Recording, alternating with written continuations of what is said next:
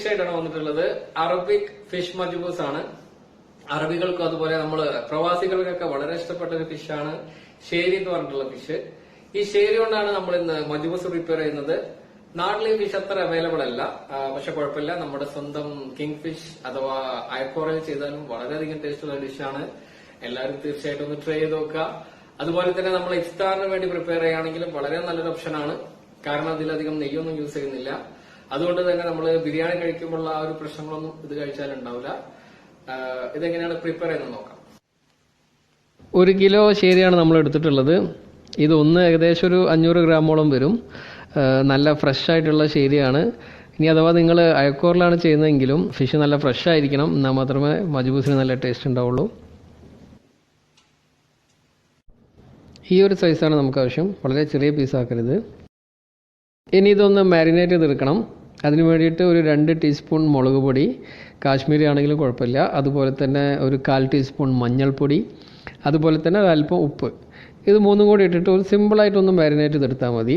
ഒരു 10-15 മിനിറ്റ് മാരിനേഷനിൽ വെക്കണം. അതിനുശേഷം നമുക്കിതൊന്ന് ഫ്രൈ ചെയ്തെടുക്കണം.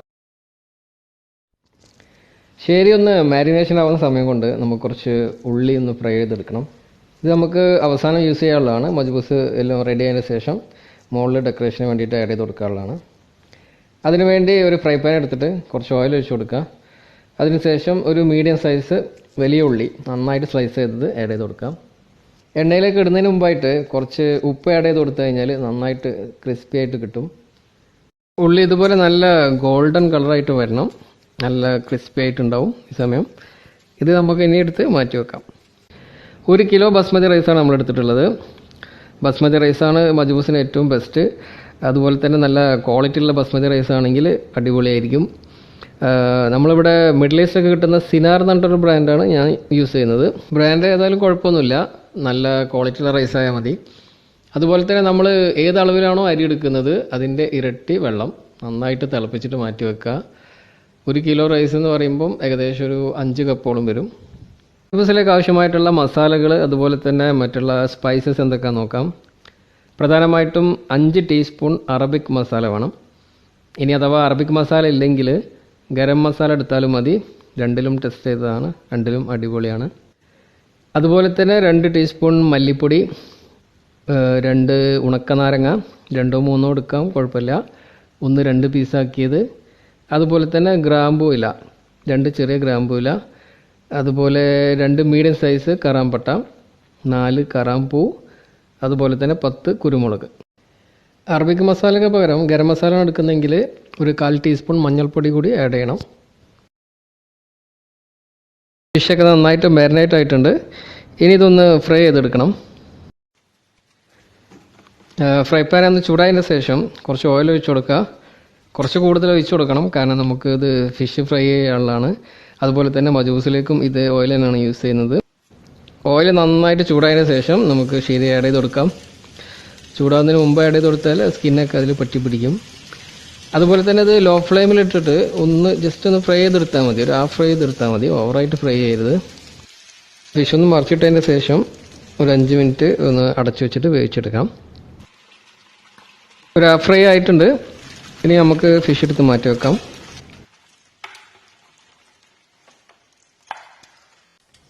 ഇനി ഒരു പാൻ എടുത്തതിന് ശേഷം നമ്മൾ ഫിഷ് ഫ്രൈ ചെയ്ത ഓയിൽ അതിലേക്ക് ഒഴിച്ചു കൊടുക്കാം. അതുപോലെ തന്നെ സ്പൈസസ് ആഡ് ചെയ്ത് കൊടുക്കാം. ഉണക്കനാരങ്ങ നമ്മൾ കുറച്ച് കഴിഞ്ഞിട്ട് ആഡ് ചെയ്യുന്നുള്ളൂ. ഒരു മീഡിയം സൈസ് ഇഞ്ചി, അതുപോലെ തന്നെ ഒരു 6 ഇതൾ വെളുത്തുള്ളി, 2 പച്ചമുളക്, ഇത് നന്നായിട്ട് ചതച്ചത് ആഡ് ചെയ്ത് കൊടുക്കാം. അതുപോലെ തന്നെ 2 വലിയ ഉള്ളി മീഡിയം സൈസ് നന്നായിട്ട് സ്ലൈസ് ചെയ്തത് ആഡ് ചെയ്ത് കൊടുക്കണം. ഉള്ളി ഒന്ന് നല്ല ബ്രൗൺ കളറാവുന്ന വരെ ഒന്ന് ഫ്രൈ ചെയ്തെടുക്കണം. അതുപോലെ തന്നെ ആവശ്യത്തിന് ഉപ്പും ആഡ് ചെയ്ത് കൊടുക്കാം.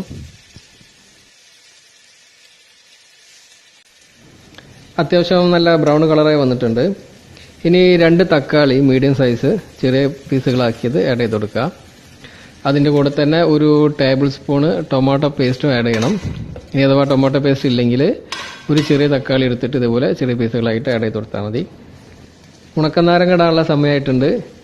ഇതും അതുപോലെ തന്നെ നാട്ടിൽ കിട്ടാൻ കുറച്ച് ബുദ്ധിമുട്ടുള്ള ഒന്നായിരിക്കും, കുഴപ്പമില്ല. അതില്ലാതെ ഒന്ന് ട്രൈ ചെയ്ത് നോക്കാവുന്നതാണ്. ഈ മിക്സ് നന്നായിട്ട് ബോയിൽ ആയതിനു ശേഷം നമുക്ക് മസാല ആഡ് ചെയ്ത് കൊടുക്കാം. ഒന്ന് മിക്സ് ചെയ്തിട്ട് ചെറുതായിട്ടൊന്ന് ബോയിൽ ചെയ്തെടുക്കണം. പ്രത്യേകം ശ്രദ്ധിക്കണം, വളരെ ചെറിയ തീയിൽ വെക്കണം, അല്ലെങ്കിൽ മസാല കരിഞ്ഞു പോകും. കുറച്ച് വെള്ളം ആഡ് ചെയ്ത് കൊടുക്കുക. നമ്മൾ എടുത്ത് വെച്ചിട്ടുള്ള ചൂടാക്കി വെച്ചിട്ടുള്ള വെള്ളത്തിന് കുറച്ച് ആഡ് ചെയ്ത് കൊടുത്താൽ മതി.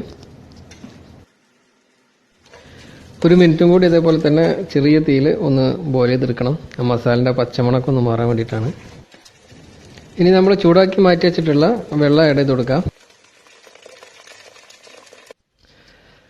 ഇനി ശേരി ഇട്ട് കൊടുക്കാം.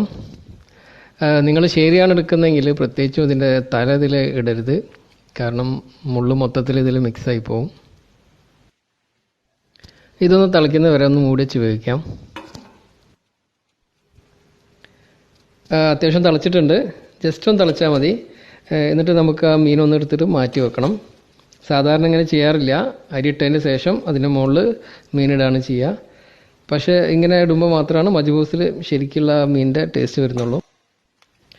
ഇനി നമ്മൾ കഴുകി വൃത്തിയാക്കി വെച്ചിട്ടുള്ള മജ്ബൂസിൻ്റെ അരി ഇട്ട് കൊടുക്കാം. നല്ല ഡ്രൈ ആയിരിക്കണം, അതിൽ വെള്ളം ഉണ്ടാകാൻ പാടില്ല. ഒന്ന് നന്നായിട്ട് ഇളക്കി കൊടുക്കാം. അതിന് ശേഷം ഉപ്പൊന്ന് ചെക്ക് ചെയ്ത് നോക്കാം. ആവശ്യമുണ്ടെങ്കിൽ കുറച്ച് ആഡ് ചെയ്യുക. കുറച്ചൊരു ഉപ്പ് കൂടുതൽ വേണം, ഓവറാവരുത്. ശരി, വീണ്ടും ആഡ് ചെയ്ത് കൊടുക്കാം. ഇനി ഒന്ന് മൂടി വെക്കാം. ഒന്ന് ജസ്റ്റ് ഒന്ന് തിളച്ചതിന് ശേഷം ലോ ഫ്ലെയിമിൽ വളരെ കുറച്ച് തീ വെക്കാം. എന്നിട്ട് ഒരു 25 മിനിറ്റ് ഒന്ന് വേവിച്ചെടുക്കണം. 25 മിനിറ്റ് ആകുമ്പോഴേക്കും നമ്മുടെ കിടിലൻ ഫിഷ് മജ്ബൂസ് റെഡി ആയിട്ടുണ്ടാവും. അതുവരെ നമുക്ക് ചെറിയൊരു പണി കൂടി ബാക്കിയുണ്ട്. വേറെ ഒന്നല്ല, നമുക്ക് മജ്ബൂസിലേക്ക് ആവശ്യമായിട്ടുള്ള ടൊമാറ്റോ ചട്നി റെഡിയാക്കാണ്ട്. അതിനുവേണ്ടി 2 നല്ല പഴുത്ത തക്കാളി എടുക്കണം. അതുപോലെ തന്നെ പച്ചമുളക് നിങ്ങളുടെ എരിവിനനുസരിച്ചിട്ട് ഞാൻ 2 എടുത്തിട്ടുള്ളത്, വേണമെങ്കിൽ 1 എടുത്താലും മതി. അതുപോലെ തന്നെ കുറച്ച് നാരങ്ങ നീരും വേണം. ഒരു ചെറുനാരങ്ങ 4 പീസാക്കിയിട്ട് അതിലൊരു പീസ് എടുത്താൽ മതി. ഇനി കുറച്ച് ഉപ്പ്, അതുപോലെ തന്നെ കുറച്ച് വെള്ളം, ഇതെല്ലാം കൂടി ഇട്ടിട്ടൊന്ന് മിക്സിയിലിട്ടിട്ട് നന്നായിട്ടൊന്ന് ജ്യൂസാക്കണം.